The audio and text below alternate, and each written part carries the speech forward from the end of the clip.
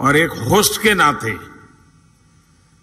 कोई भी आपको असुविधा हो जाए तो उसकी क्षमा मैं पहले से मांग लेता हूं।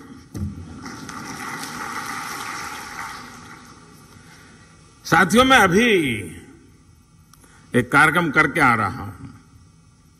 यहां मध्याह्न भोजन के लिए एक सेंट्रलाइज किचन का काम था, लेकिन वहां मुझे मेरी काशी की सरकारी स्कूल के 10-12 साल की उम्र के बच्चों के साथ गप्पे गोष्ठी करने का अवसर मिला।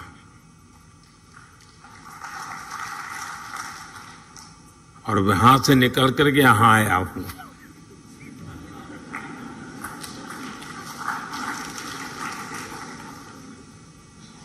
और मैं उनसे सुन करके आया हूं और आपको सुनाने आया हूं।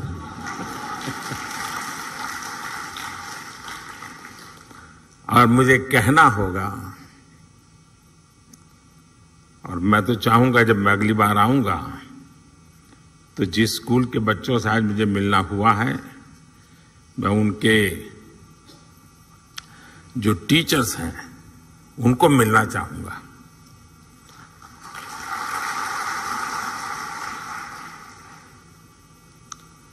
आप कल्पना कर सकते हैं कि ऐसा विचार मुझे क्यों आया होगा।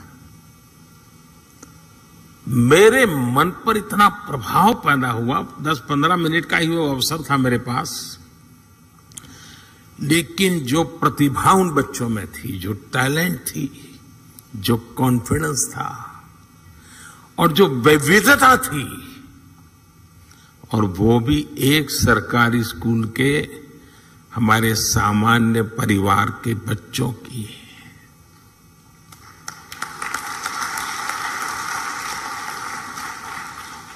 जो टैलेंट वो बच्चे वहां प्रस्तुत कर रहे थे, आपके परिवार में भी अगर आपका पोता नाती अगर ऐसी टैलेंट आपके सामने रखेगा तो जब भी मेहमान घर में आएंगे आप उसको खड़ा कर देंगे, जरा देखो मेहमान आए वो तुम सुनाओ।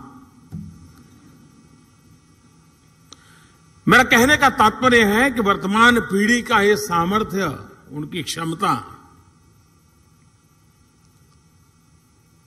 जब वो आप जहां है वहां पहुंचेंगे, पद पे नहीं, उस इंस्टीट्यूट में, आप तो नहीं होंगे, आप ऐसे इंस्टीट्यूट बना के जाएंगे कि इस प्रतिभा के बच्चे आने वाले दिनों में आने वाले हैं, उनको वहां कमी नजर ना आए।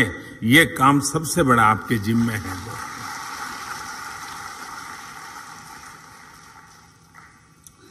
और मुझे विश्वास है कि अगले 3 दिनों तक यहां जो चर्चा और विमर्श होगा उससे राष्ट्रीय शिक्षा नीति के क्रियान्वयन को प्रभावी दिशा मिलेगी। साथियों, आप सभी जानते हैं कि राष्ट्रीय शिक्षा नीति का मूल आधार शिक्षा को संकुचित सोच के दायरे से बाहर निकालना और उसे 21वीं सदी के आधुनिक विचारों से जोड़ना है। हमारे देश में मेधा की कभी कोई कमी नहीं रही है,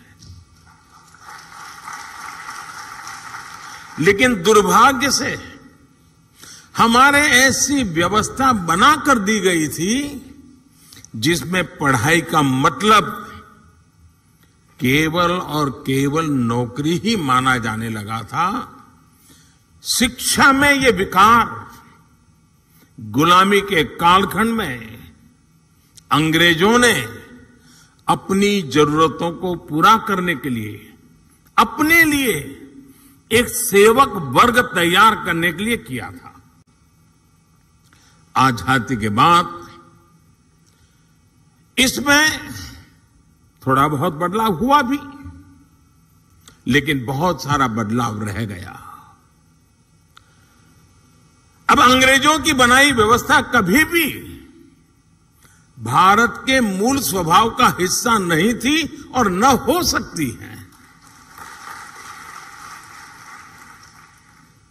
अगर हम हमारे देश के पुराने कालखंड की तरफ नजर करें, हमारे यहां शिक्षा में अलग अलग कलाओं की धारणा थी और बनारस तो मेरी काशी तो इसका जीवंत उदाहरण है। बनारस ज्ञान का केंद्र केवल इसलिए नहीं था क्योंकि यहां अच्छे गुरुकुल और शिक्षण संस्थान थे। बनारस ज्ञान का केंद्र इसलिए था क्योंकि यहां ज्ञान और शिक्षा बहुआयामी मल्टी सेक्टरल थी। शिक्षा में यही विविधता हमारी शिक्षा व्यवस्था का भी प्रेरणा स्रोत होनी चाहिए। हम केवल डिग्री धारक युवा तैयार न करें, बल्कि देश को आगे बढ़ने के लिए जितने भी मानव संसाधनों की जरूरत हो, हमारी शिक्षा व्यवस्था वो देश को उपलब्ध कराए, देश को दे। इस संकल्प का नेतृत्व हमारे शिक्षकों और शिक्षण संस्थानों को करना है। हमारे शिक्षक जितनी तेजी से इस भावना को आत्मसात करेंगे, छात्र छात्राओं को, देश के युवाओं को उतना ही ज्यादा, देश के आने वाले भविष्य को भी उतना ही ज्यादा लाभ होगा। साथियों, नए भारत के निर्माण के लिए